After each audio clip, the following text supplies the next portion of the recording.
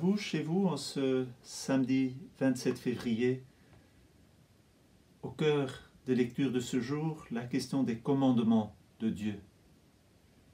On pourrait se dire, le commandement est toujours quelque chose de contraignant.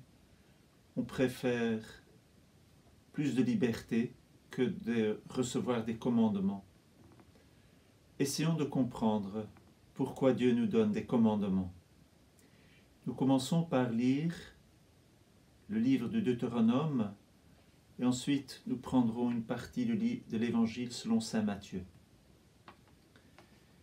Moïse disait au peuple d'Israël, « Aujourd'hui, le Seigneur ton Dieu te commande de mettre en pratique ses décrets et ses ordonnances.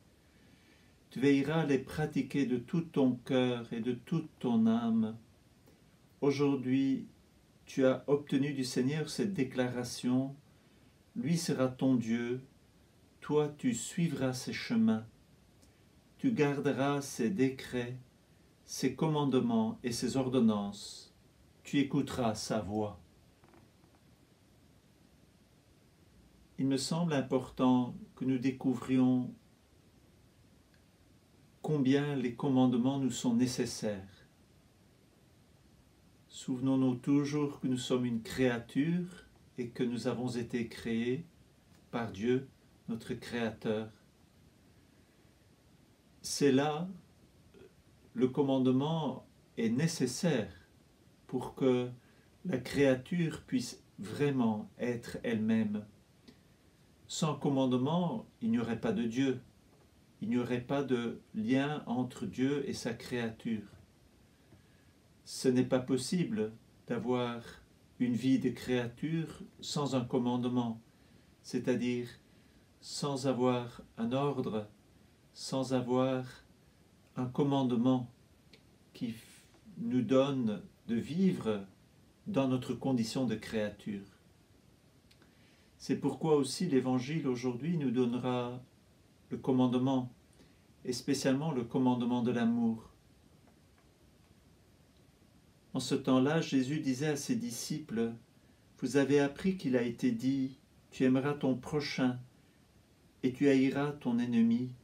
Eh bien, moi je vous dis, aimez vos ennemis et priez pour ceux qui vous persécutent, afin d'être vraiment les fils de votre Père qui est aux cieux, car il fait lever son soleil sur les méchants et sur les bons. » Nous avons besoin des commandements de Dieu.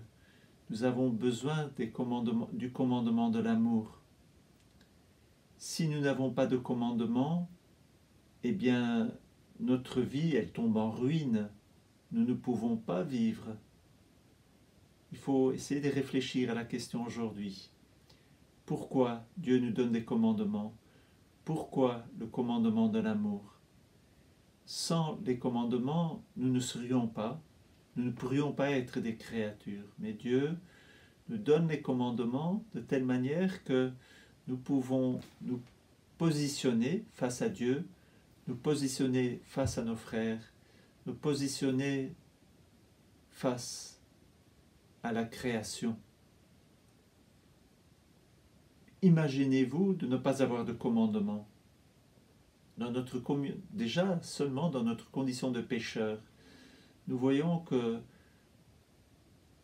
nous ferions n'importe quoi si nous n'avions pas cette orientation, ce commandement de l'amour, en particulier à l'égard de nos ennemis.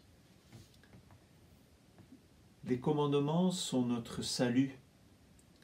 Ils sont nécessaires non seulement pour le pécheur, mais déjà dans l'ordre de la création, quand Dieu crée, il crée l'homme dans une dépendance.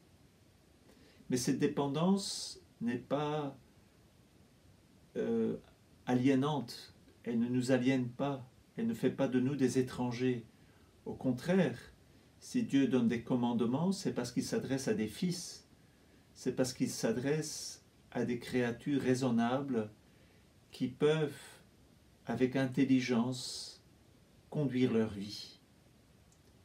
Alors, essayons de découvrir combien c'est une nécessité pour nous d'avoir des commandements et que ce premier réflexe, nous pourrions avoir des commandements, vouloir se séparer des commandements est quelque chose qui n'est pas raisonnable et qui n'est pas humain, qui ne serait pas humain.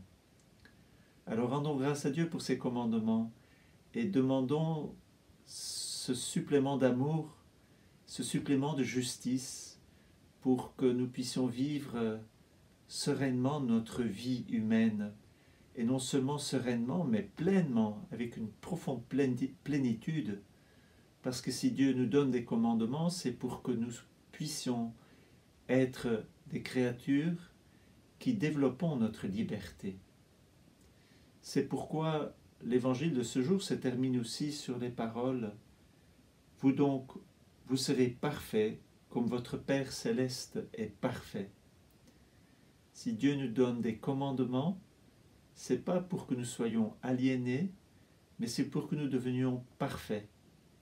Et non pas en faisant parfaitement, mais en nous souvenant et en nous appuyant sur la miséricorde de Dieu. Parce que si nous pouvons devenir parfaits, c'est parce que Jésus est miséricordieux avec nous, parce que lui, il rétablit toute justice, et que si nous suivons ses traces, même en étant des pécheurs, nous pouvons être parfaits, comme notre Père céleste est parfait.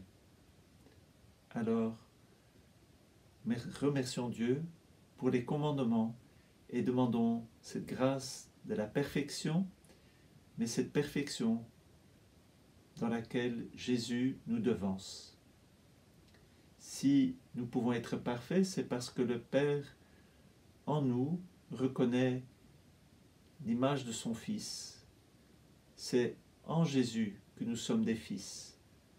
C'est grâce à Jésus que nous pouvons vraiment nous tenir face à notre Dieu, face à notre Père.